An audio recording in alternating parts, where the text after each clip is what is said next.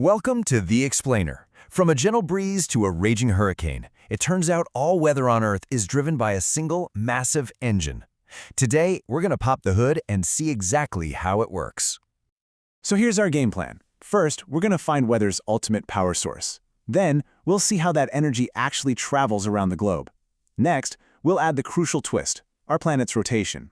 And finally, we'll see how all those ingredients combine to create the global systems we experience every single day. All right, let's jump right in. What exactly is the driving force behind all weather? You might think it's wind, or maybe water, but nope, it's something way more fundamental. We see this engine at work all the time. Just think about this simple question. The answer gets to the very heart of what powers our planet's weather, and it all boils down to a single concept: heat. Now, it's really easy to confuse heat with temperature, but they are not the same thing. Temperature is just a measurement of energy, but heat is the flow of that energy from something warmer to something cooler. And it's that constant, simple flow that kicks off every single weather event on our planet. So if weather is all about the flow of heat, we've got to understand the different ways that energy gets from point A to point B. It turns out there are three key methods, and they all work together to move energy around the planet. The first method is the most direct one: conduction. This is just heat transfer by direct contact. When two things of different temperatures are physically touching, energy flows straight from the warmer one into the cooler one. Simple as that. You've felt this a million times. When you walk barefoot on a cold tile floor, the floor isn't actively making your foot cold.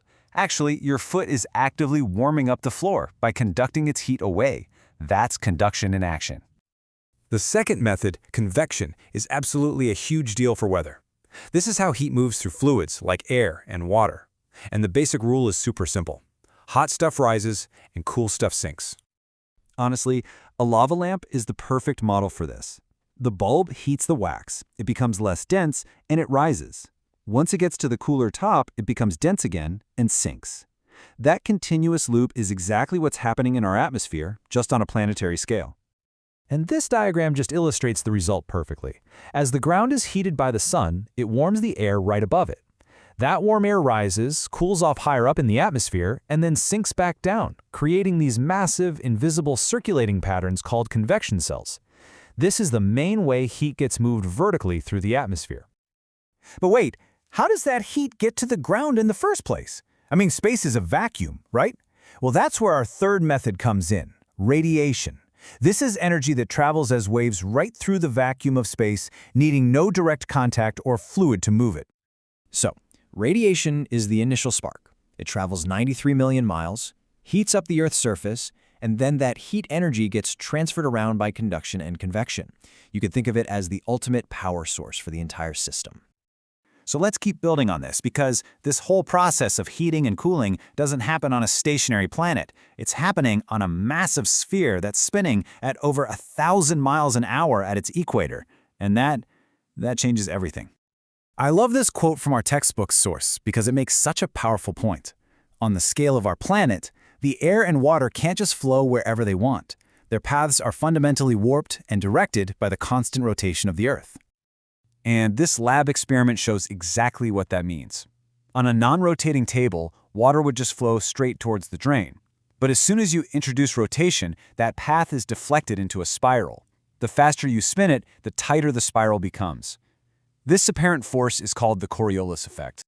So think about what this means on a global scale. Because of the Coriolis effect, wind trying to blow from high pressure to low pressure gets deflected. In the northern hemisphere, it curves to the right. In the southern, to the left. This single effect is why hurricanes spin counterclockwise in the north and clockwise in the south. It's what creates the massive swirling weather patterns that dominate our planet, instead of just simple straight-line winds. So now we have our key ingredients: a heat engine powered by the sun, the rules of heat transfer, and the complicating twist of planetary rotation. So let's put them all together and see the incredible global systems they create. It all starts with this fundamental imbalance. Because the Earth is curved, the equator and the tropics get hit with direct, concentrated sunlight all year, giving them an energy surplus. The poles, meanwhile, get these glancing blows of sunlight, resulting in an energy deficit. And nature? Well, nature hates an imbalance. The entire purpose of global wind and ocean circulation is to act like a giant transportation system, constantly working to move that excess heat from the tropics towards the energy-starved poles to try and even things out. And this map is awesome because it shows one of the main engines of this transport system. Ocean currents, like the massive Gulf Stream in the Atlantic, are like giant rivers within the ocean, carrying enormous amounts of thermal energy northward. And the atmosphere has its own conveyor belts too.